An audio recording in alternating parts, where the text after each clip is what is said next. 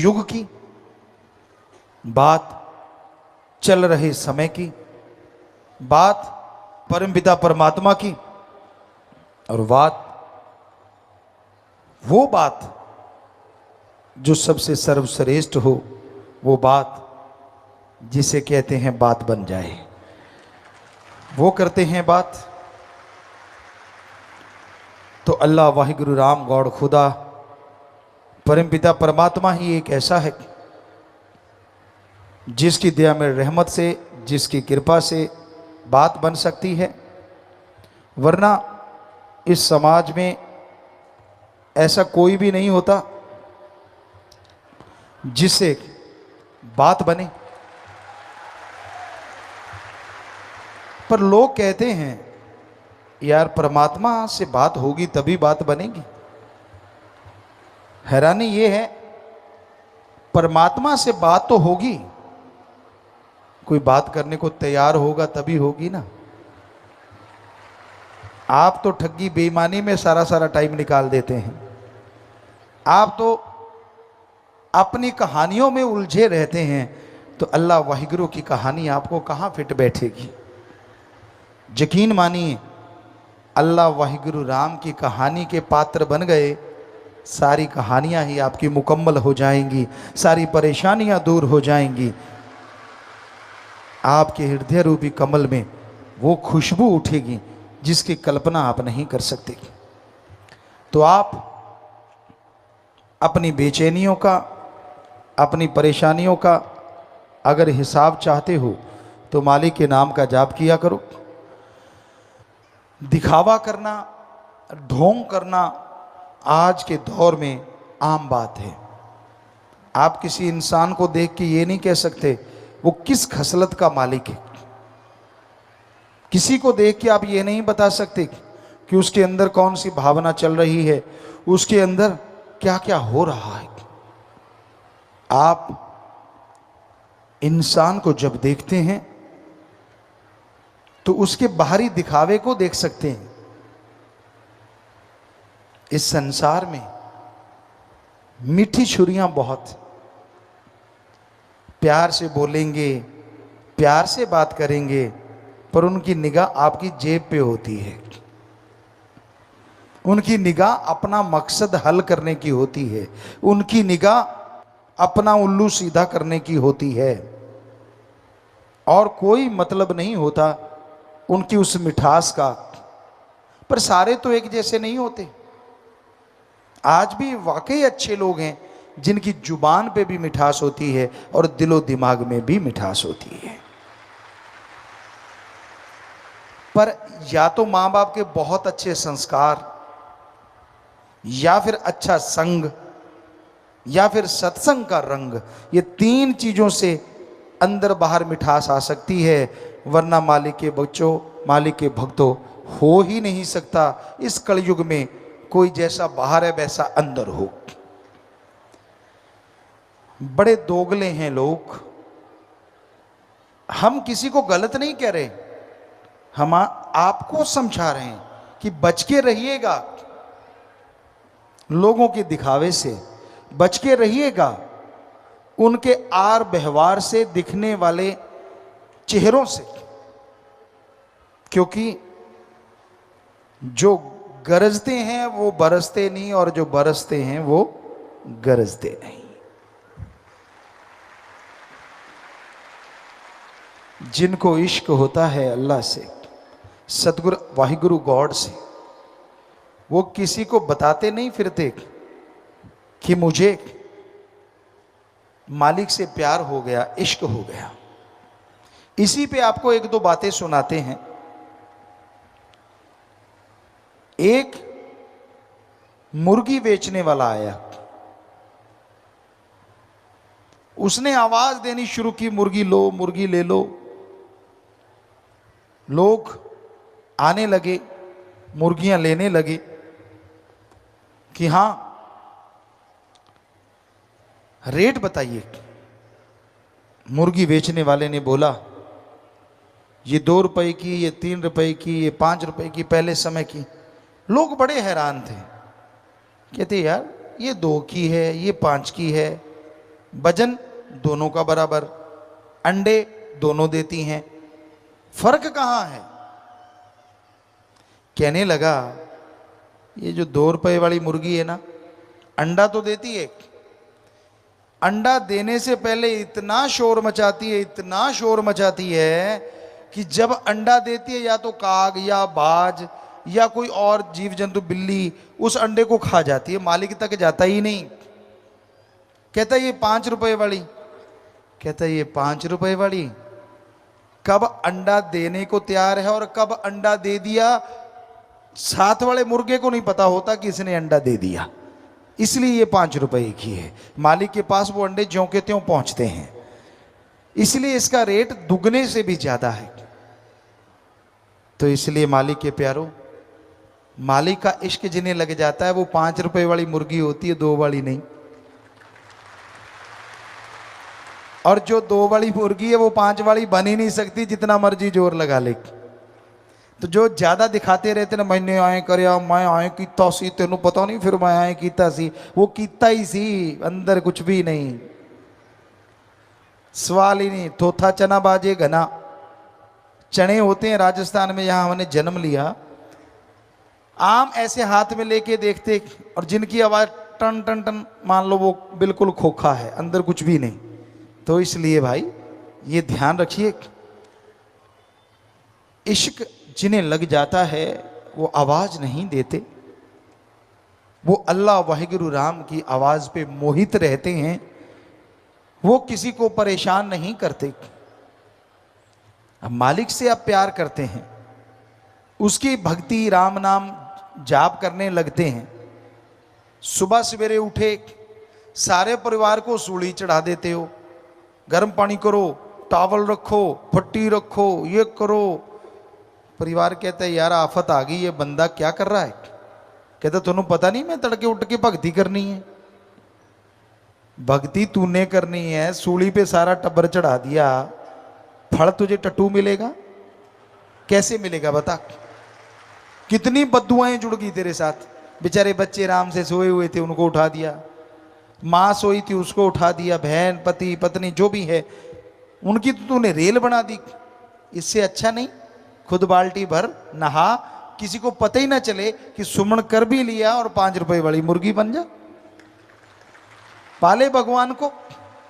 तो जो मान बढ़ाई के भूखे होते हैं ना, वो अंदर से खाली होते हैं, और जो अंदर से भरे होते हैं उनको मान बढ़ाई नहीं चाहिए। वो तो कहते हैं यार मैं तो खाक हूं, वाहिगुरु अल्लाह राम सतगुर करने वाला है, मैं तो कुछ भी नहीं। तो इसलिए ये आप समझे, समाज में तरह तरह के लोग हैं, दुनिया बहुरंगी है, गिरगिट नजर नहीं आती क्योंकि आदमी गिरगिट का बाप बन गया है। बात करते करते रंग बदल जाता है, बात कर रहा है, देखा सामने वाले के हाव भाव बदल रहे हैं, टॉपिक ही कोई और चला देता है। इतना इंटेलिजेंट हो गया इंसान, इतना तेज हो गया इंसान। तो परमपिता परमात्मा का जो नाम लिया करते हैं, जो उसकी याद में समय बिताया करते हैं, ना तो वो अहंकार करते हैं, ना वो निंदा चुगली करते हैं, और ना ही वो कभी किसी को बुरा कहते हैं। दुआ करते हैं। इंसान जैसी फितरत का मालिक है, जैसे जिंदगी में कर्म किए उसे भोगने तो पड़ेंगे, फिर चूंचना क्यों करते हो? मत करो कर्म खोटे, कर्म करे खोटे पड़ेंगे फिर सोटे, किसी पूछनी नहीं तेरी बात रे कि अब घर जाने दो। बेपरवाह जी ने एक भजन बनाया, जैसे कर्म करते हो वैसा फल भोगना पड़ता है, इसलिए गलत कर्म ना करो, ऐसा कदम ना उठाओ जो फ्यूचर में, भविष्य में आपको पछताना पड़े। कर्म ऐसा ना करो जिसके लिए शर्मिंदगी का मुंह देखना पड़े। हमेशा इकसार जिंदगी को बना डालो। यकीन मानो कभी आप अपनी बेइज्जती नहीं करवाओगे, कभी अपनी निगाह में नहीं गिरोगे, कभी भी कोई आपकी तरफ उंगली नहीं करेगा। जब आप रंग बदलते रहते हो, जब आप कहते कुछ और, करते कुछ और, सोचते कुछ और हो, तो दुनिया भी मूर्ख नहीं है, वो सब समझ जाती है। तो इसलिए समाज में इज्जत चाहते हो, मालिक की दरगाह में इज्जत चाहते हो, दीनता, नम्रता, जुबान पे मिठास, जमीन से जुड़े हैं तो जुड़े हैं, कर्म अच्छे करते हैं तो करते हैं, उसका बखान क्या करना और उसका शोर क्या मचाना। ईश्वर ने बिना कहे ही सब कुछ बख्श देना है। तो इसलिए दीनता, नम्रता धारण करो। भगवान को, अल्लाह वाहिगुरु राम को अहंकार नहीं भाता, और ये पता नहीं होता कि मालिक से प्यार करने वाला कहां बैठा है। राजा भी उससे प्यार कर सकता है और भिखारी भी कर सकता है। ये मत सोचिए कि राजा नहीं पा सकता, और ये मत सोचिए कि भिखारी नहीं पा सकता। जिसके अंदर उसको पाने की लगन लग गई, जिसके अंदर उसको पाने की तड़प लग गई, वो उस मालिक को जरूर पा सकता है। मां के अंदर ममता है, वो राजा की मां है चाहे भिखारी की मां। बच्चा रोएगा तो मां दूध देती ही देती है। उसी तरह भगवान है। अगर मां ऐसा कर सकती है तो भगवान तो मां को बनाने वाला है, वो क्यों नहीं सुनेगा। पर आप सच्ची तड़प से, अंदर से अगर रोएंगे तो वो आपकी सुनता है, आपकी आत्मा का सुधार करता है, आपके लिए दरगाह में खुशियां बख्श देता है, और जीते जी गम, दुख, दर्द, चिंताओं को आपकी जिंदगी से मिटा देता है। मालिक नहीं चाहता कि उसके किसी भी बच्चे का अकाज हो। कोई कितना बड़ा भक्त बन जाए, मालिक नहीं चाहता कि उसको कभी अहंकार आए। एक बात आपको सुनाया करते हैं। मूसा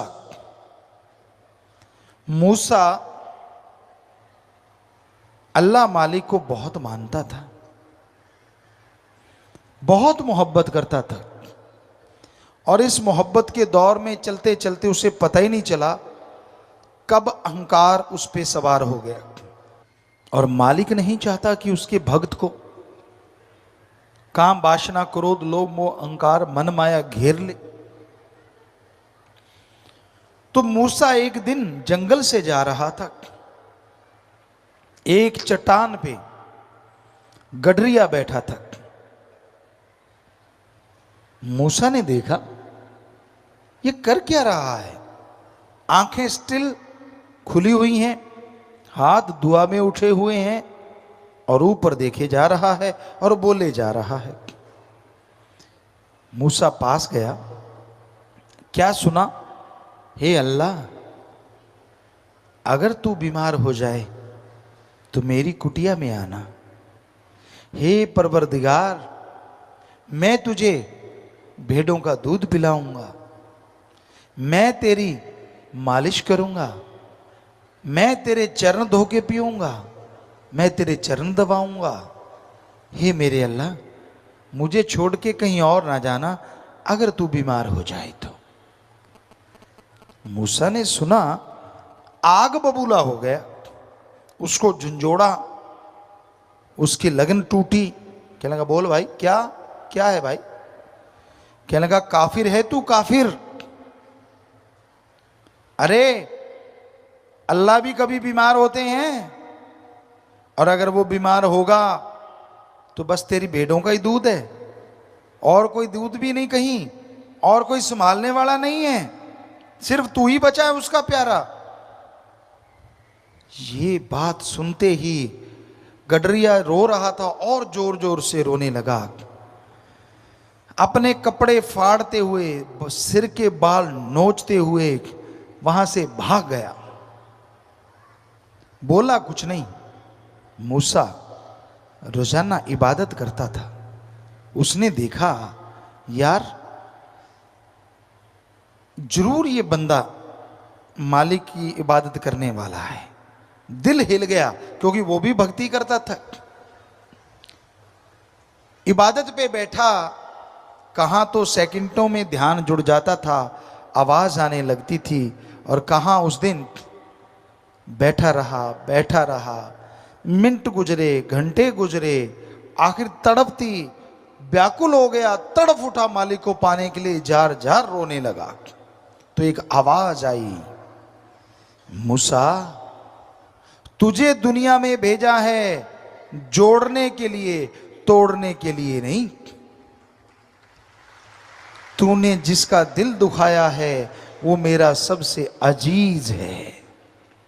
आवाज बंद हो गई, लाइट चली गई, लिप टूट गई, तड़प गया मूसा। ये क्या, कहां सारा सारा दिन मालिक के दर्शन होने, कहां नजारे लूटने, और कहां पल भर में सब खत्म। ये क्या। दौड़ा, एक ही तरीका है, एक ही उपाय है, उस गडरिये को ढूंढूं। उसके पदचिन्हों को देखा, उसकी तरफ दौड़ा। क्या देखता है, फिर एक पेड़ के नीचे गडरिया बैठा है, खून बह रहा है शरीर से, बाल नुचे हुए हैं, कपड़े फटे हुए हैं, और जुबान पे क्या चल रहा है। मूसा ने सुना, हे मेरे मौला, हे मेरे अल्लाह राम, मुझे माफ कर दे अगर मैंने कुछ गलत बोला हो, पर मालिक बीमार हुआ तो आना मेरी झोपड़ी में, लेना मेरे हाथों से भेड़ बकरियों का दूध, दबवाना अपने पांव, बात करना मेरे से, दिन रात मैं जागूंगा तो आराम करना मेरे अल्लाह। मूसा की आंखें खुल चुकी थी, समझ गया यार ये तो बड़ी बातें कर रहा है, इस इतनी बातें तो मैं ही नहीं कर पाता, मैं तो सुन्न समाधि यानी सुन्न हो जाता हूं, बात ही नहीं होती, और इसकी तो जागृत समाधि है, इसके तो प्रत्यक्ष मालिक है। फिर भी उसको जगाया तो उसने पूछा बड़े प्यार से, मोहब्बत से, भाई अब क्या है। कहीं ना कहीं अहंकार की कोई बूंद बाकी थी। मूसा कहने लगा, मुझे माफ कर दे भाई, क्षमा कर दे, अल्लाह ने मुझे बताया तू तो उसका सबसे अजीज है, मेरे से गलती हुई, मैंने तुझे गलत बोला, यानी ये बताया कि अल्लाह मेरे पास आया तो मैं तेरे पास आया हूं। कहीं ना कहीं अहंकार की बूंद